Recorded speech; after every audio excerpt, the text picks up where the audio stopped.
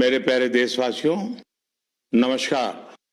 मन की बात में आपका फिर से स्वागत है, अभिनंदन है। कुछ ही दिनों में साल 2026 दस्तक देने वाला है और आज जब मैं आपसे बात कर रहा हूं तो मन में पूरे एक साल की यादें घूम रही हैं। कई तस्वीरें, कई चर्चाएं, कई उपलब्धियां जिन्होंने देश को एक साथ जोड़ दिया। 2025 ने हमें ऐसे कई पल दिए जिन पर हर भारतीय को गर्व हुआ।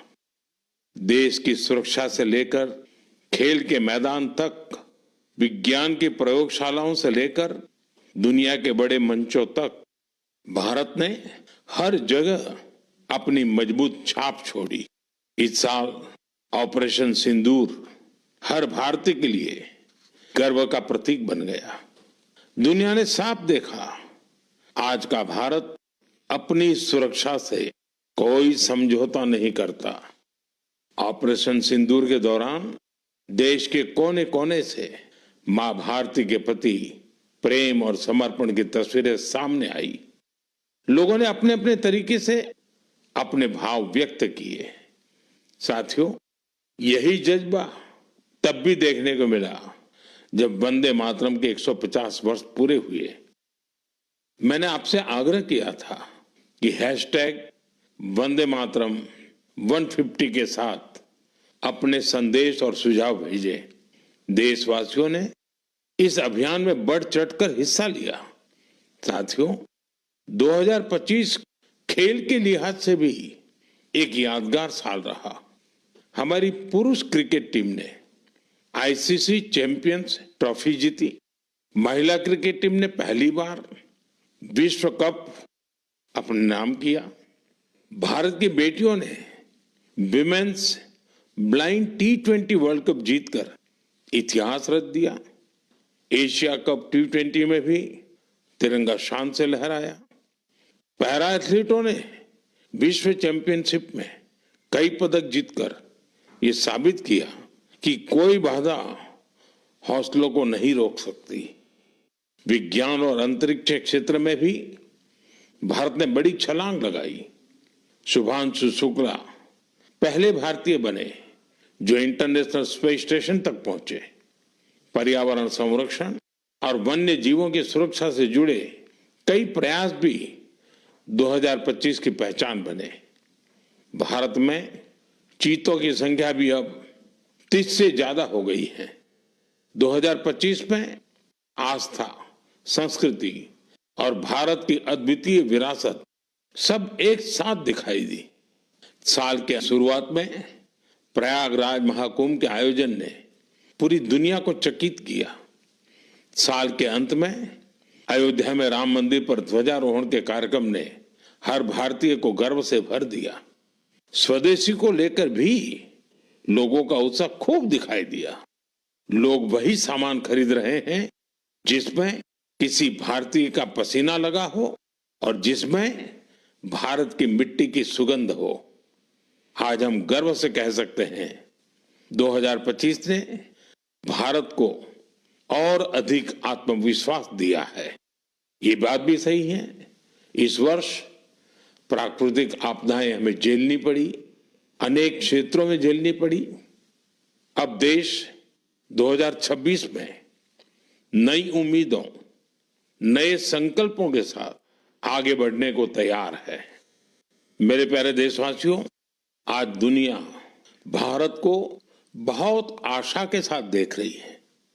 भारत से उम्मीद की सबसे बड़ी वजह है हमारी युवा शक्ति। विज्ञान के क्षेत्र में हमारी उपलब्धियां, नए नए इनोवेशन, टेक्नोलॉजी का विस्तार, इनसे दुनिया भर के देश बहुत प्रभावित हैं। साथियों, भारत के युवाओं में हमेशा कुछ नया करने का जुनून है और वो उतने ही जागरूक भी हैं। मेरे युवा साथी कई बार मुझसे ये पूछते हैं कि नेशन बिल्डिंग में वो अपना योगदान और कैसे बढ़ाएं, वो कैसे अपने आइडिया शेयर कर सकते हैं।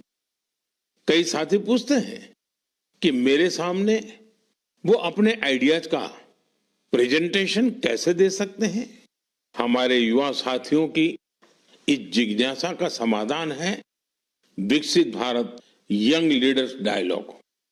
पिछले साल इसका पहला एडिशन हुआ था। अब कुछ दिन बाद उसका दूसरा एडिशन होने वाला है। अगले महीने की 12 तारीख को स्वामी विवेकानंद जी की जयंती के अवसर पर राष्ट्रीय युवा दिवस मनाया जाएगा। इसी दिन यंग लीडर्स डायलॉग का भी आयोजन होगा और मैं भी इसमें जरूर शामिल होऊंगा। इसमें हमारे युवा इनोवेशन, फिटनेस, स्टार्टअप और एग्रीकल्चर जैसे महत्वपूर्ण विषयों पर अपने आइडियाज शेयर करेंगे। मैं इस कार्यक्रम को लेकर बहुत ही उत्सुक हूं। साथियों, मुझे ये देखकर अच्छा लगा कि इस कार्यक्रम में हमारे युवाओं की भागीदारी बढ़ रही है। कुछ दिनों पहले ही इससे जुड़ा एक क्विज कंपटीशन हुआ। इसमें 50 लाख से अधिक युवा शामिल हुए।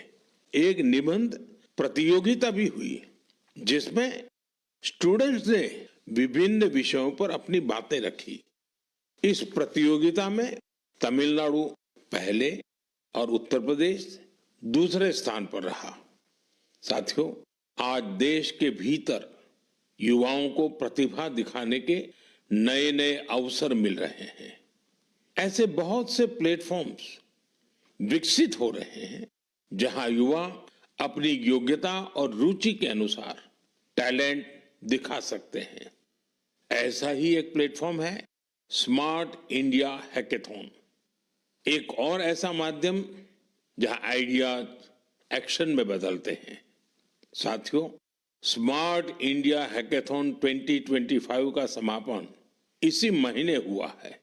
इस हैकेथॉन के दौरान 80 से अधिक सरकारी विभागों की 270 से ज्यादा समस्याओं पर स्टूडेंट्स ने काम किया।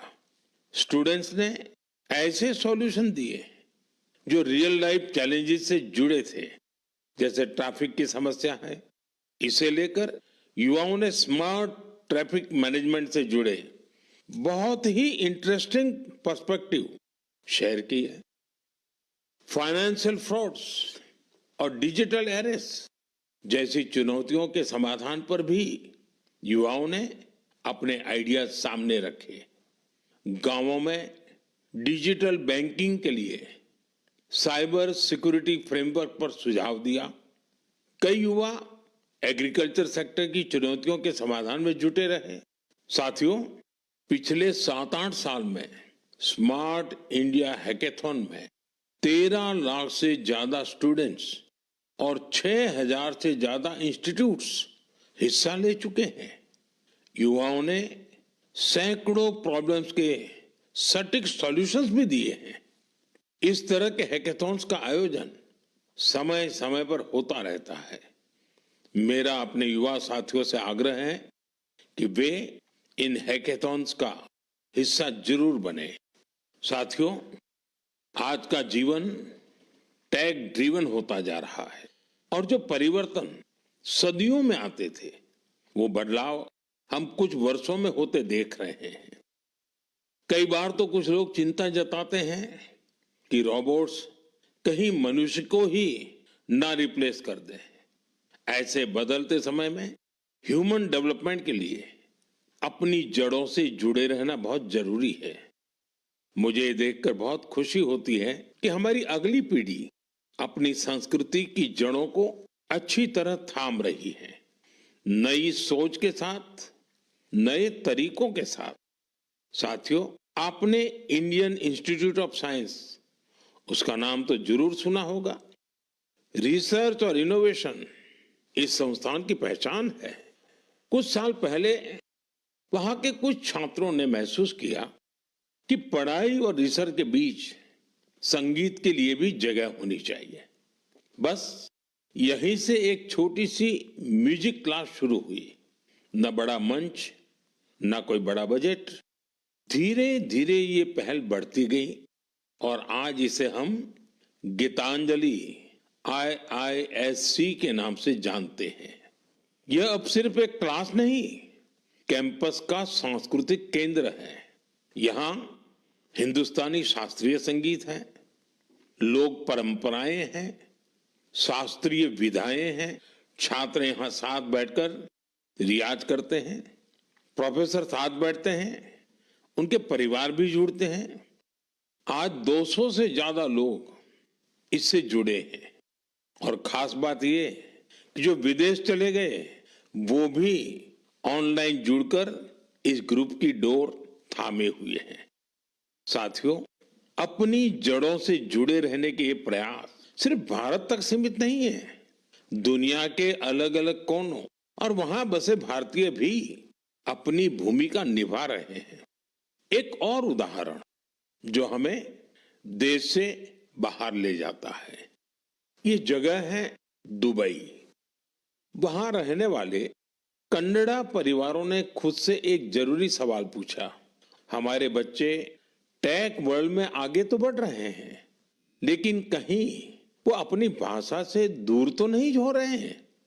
यहीं से जन्म हुआ कन्नड़ा पाठशाले का एक ऐसा प्रयास जहां बच्चों को कन्नड़ा पढ़ना, सीखना, लिखना और बोलना सिखाया जाता है। आज इससे 1000 से ज्यादा बच्चे जुड़े हैं। वाकई कन्नड़ा नाडु नुडी नम्मा हेम्मे, कन्नड़ा की भूमि और भाषा हमारा गर्व है। साथियों, एक पुरानी कहावत है, जहां चाह वहां राह। इस कहावत को फिर से सच कर दिखाया है मणिपुर के एक युवा मोइरांगथेम सेठ जी ने। उनकी उम्र 40 साल से भी कम है। श्रीमान मोइरांगथेम जी मणिपुर के जिस दूर सुदूर क्षेत्र में रहते थे, वहां बिजली की बड़ी समस्या थी। इस चुनौती से निपटने के लिए उन्होंने लोकल सॉल्यूशन पर जोर दिया और उन्हें ये सॉल्यूशन मिला सोलर पावर में। हमारे मणिपुर में वैसे भी सोलर एनर्जी पैदा करना आसान है, तो मोइरांगथेम जी ने सोलर पैनल लगाने का अभियान चलाया और इस अभियान की वजह से आज उनके क्षेत्र के सैकड़ों घरों में सोलर पावर पहुंच गई है। खास बात यह है कि उन्होंने सोलर पावर का उपयोग हेल्थ केयर और आजीविका को बेहतर बनाने के लिए किया है। आज उनके प्रयासों से मणिपुर में कई हेल्थ सेंटर्स को भी सोलर पावर मिल रही है। उनके इस काम से मणिपुर की नारी शक्ति को भी बहुत लाभ मिला है। स्थानीय मछुआरों और कलाकारों को भी इससे मदद मिली है। साथियों, आज सरकार पीएम सूर्यघर मुफ्त बिजली योजना के तहत हर लाभार्थी परिवार को सोलर पैनल लगाने के लिए करीब करीब 75 से 80 हजार रुपए दे रही है। मोइरांगथेम जी के ये प्रयास यूं तो व्यक्तिगत प्रयास है, लेकिन सोलर पावर से जुड़े हर अभियान को नई गति दे रहे हैं। मैं मन की बात के माध्यम से उन्हें अपनी शुभकामनाएं देता हूं। मेरे प्यारे देशवासियों, आइए अब जरा हम जम्मू कश्मीर की तरफ चलते हैं। जम्मू कश्मीर की सांस्कृतिक और ऐतिहासिक विरासत, उसकी एक ऐसी गाथा साझा करना चाहता हूं जो आपको गर्व से भर देगी। जम्मू कश्मीर के बारामूला में जेहनपोरा नाम की एक जगह है। वहां लोग बरसों से कुछ ऊंचे ऊंचे टीले देखते आ रहे थे। साधारण से टीले, किसी को नहीं पता था कि क्या है। फिर एक दिन आर्कोलॉजिस्ट की नजर इन पर पड़ी। जब उन्होंने इस इलाके को ध्यान से देखना शुरू किया तो ये टीले कुछ अलग लगे। इसके बाद इन टीलों का वैज्ञानिक अध्ययन शुरू किया गया। ड्रोन के जरिए ऊपर से तस्वीरें ली गई, जमीन की मैपिंग की गई और फिर कुछ हैरान करने वाली बातें सामने आने लगी। पता चला ये टीले प्राकृतिक नहीं है, ये इंसान द्वारा बनाई गई किसी बड़ी इमारत के अवशेष है। इसी दौरान एक और दिलचस्प कड़ी जुड़ी।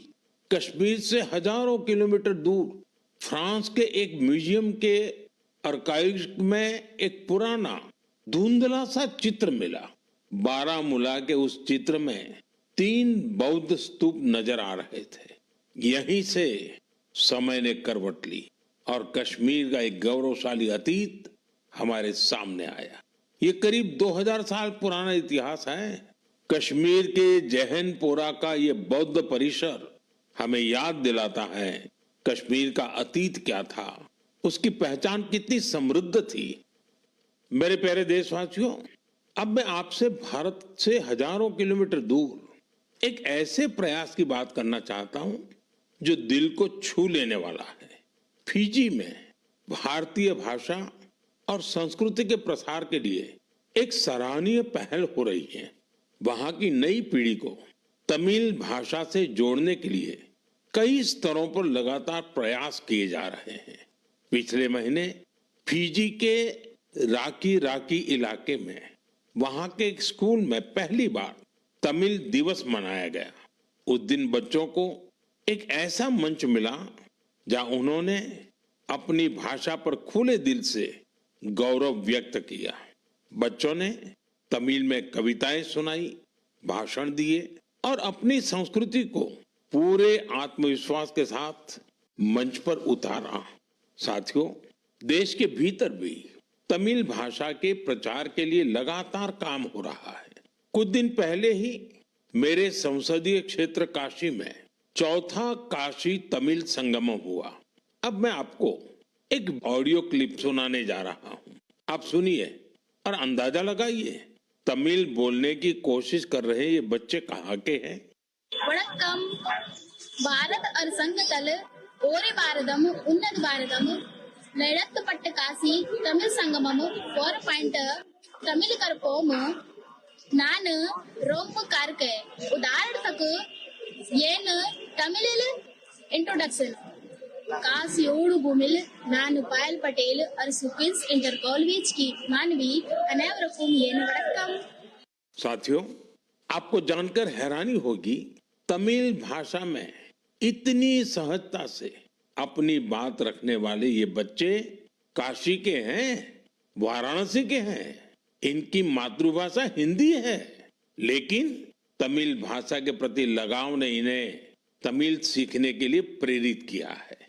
इस साल वाराणसी में काशी तमिल संगमम के दौरान तमिल सीखने पर खास जोर दिया गया था। लर्न तमिल, तमिल कराकलम, इस थीम के तहत वाराणसी के 50 से ज्यादा स्कूलों में विशेष अभियान भी चलाए गए। इसी का नतीजा हमें इस ऑडियो क्लिप में सुनाई देता है। एन्नपेर वैष्णव नान निवेदिता शिक्षा सदन बालिका इंटर कॉलेज वाराणसी पढ़िक्किरेन नान काशी तमिल करकलाम 4.0 ला तमिल भाषा पिक्कावुम इल्लुवम करेन हिंधा वयपुक्क पराधान नरेंद्र मोदी अवगलेकु नान नंटी सोलिगरेन। साथियों, तमिल भाषा दुनिया की सबसे प्राचीन भाषा है। तमिल साहित्य भी अत्यंत समृद्ध है। मैंने मन की बात में काशी तमिल संगमम में भाग लेने का आग्रह किया था। मुझे खुशी है कि आज देश के दूसरे हिस्सों में भी बच्चों और युवाओं के बीच तमिल भाषा को लेकर नया आकर्षण दिख रहा है। यही भाषा की ताकत है, यही भारत की एकता है। साथियों, अगले महीने हम देश का 77वां गणतंत्र दिवस मनाएंगे। जब भी ऐसे अवसर आते हैं तो हमारा मन स्वतंत्रता सेनानियों और संविधान निर्माताओं के प्रति कृतज्ञता के भाव से भर जाता है। हमारे देश ने आजादी पाने के लिए लंबा संघर्ष किया है।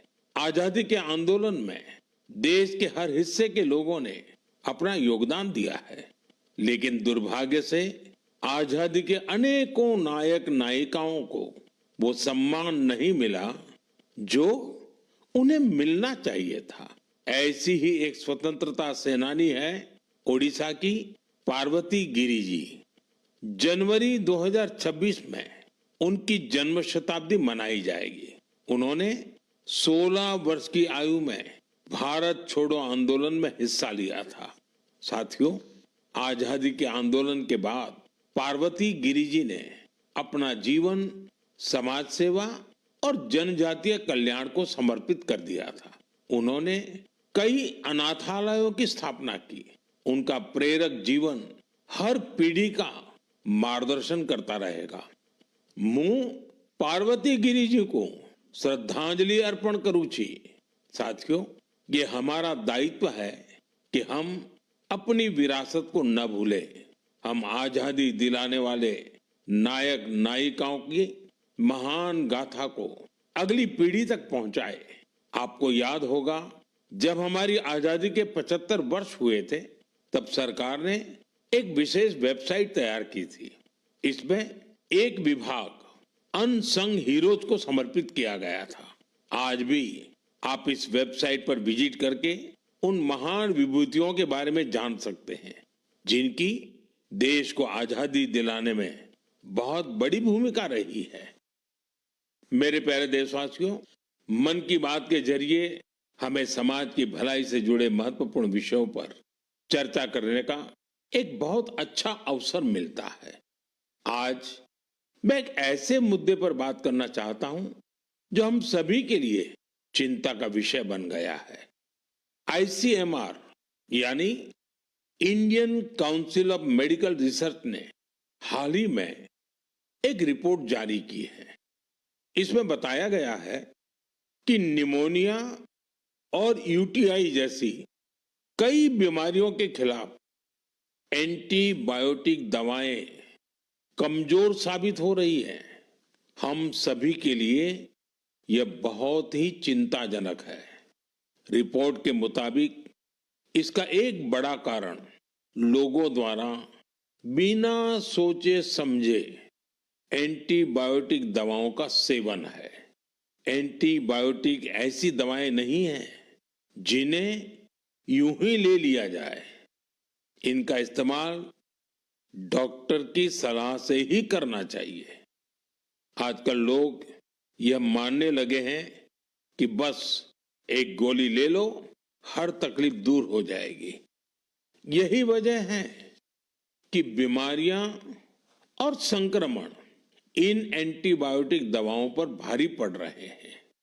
मैं आप सभी से आग्रह करता हूं कि कृपया अपनी मनमर्जी से दवाओं का इस्तेमाल करने से बचें।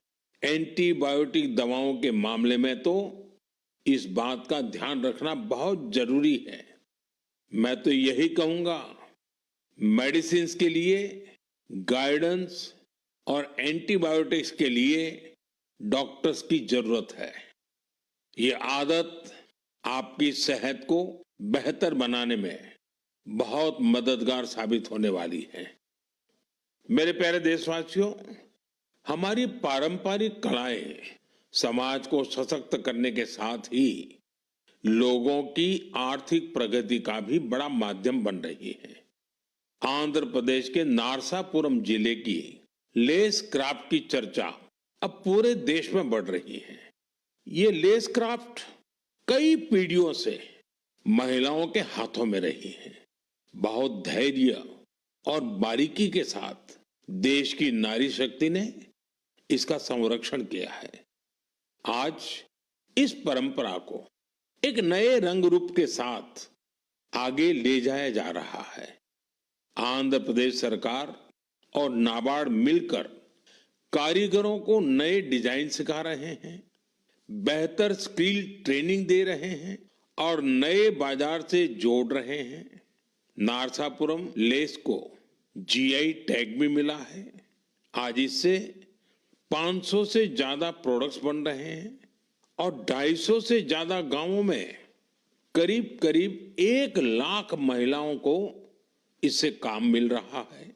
साथियों, मन की बात ऐसे लोगों को सामने लाने का भी मंच है जो अपने परिश्रम से न सिर्फ पारंपरिक कलाओं को आगे बढ़ा रहे हैं, बल्कि इससे स्थानीय लोगों को सशक्त भी कर रहे हैं।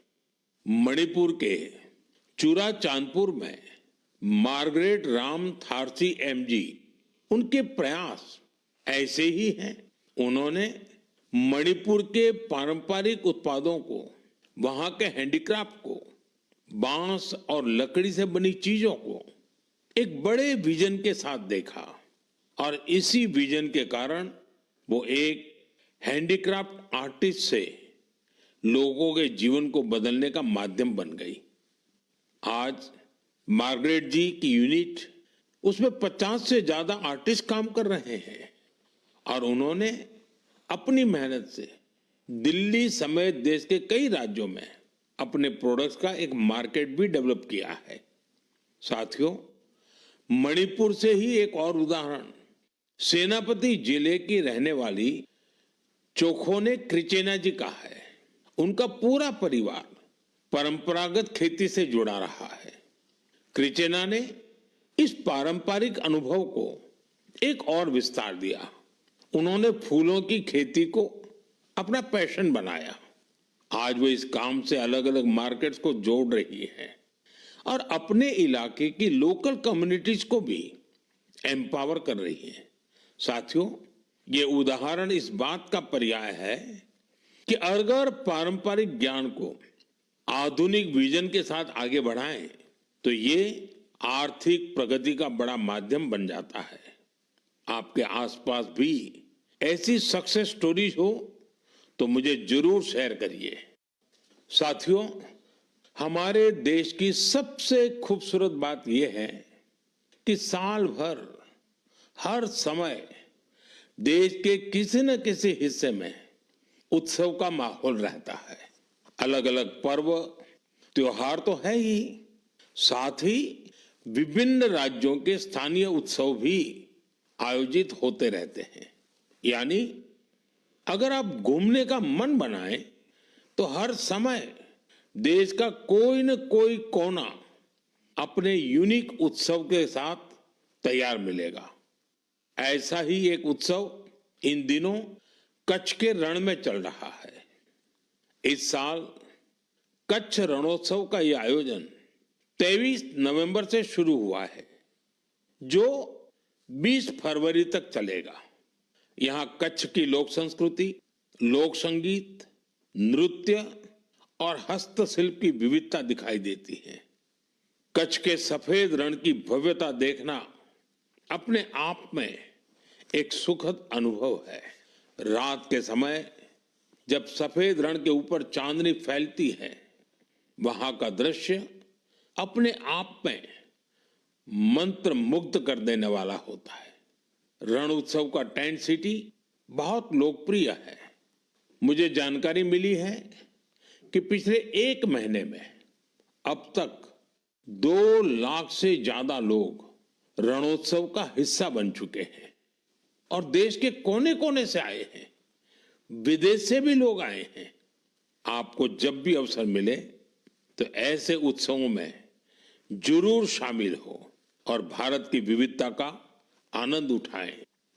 साथियों, 2025 में मन की बात का ये आखिरी एपिसोड है। अब हम साल 2026 में ऐसे ही उमंग और उत्साह के साथ, अपनेपन के साथ अपने मन की बातों को करने के लिए मन की बात के कार्यक्रम में जरूर जुड़ेंगे। नई ऊर्जा, नए विषय और प्रेरणा से भर देने वाली देशवासियों की अनगिनत गाथाओं मन की बात में हम सबको जोड़ती हैं।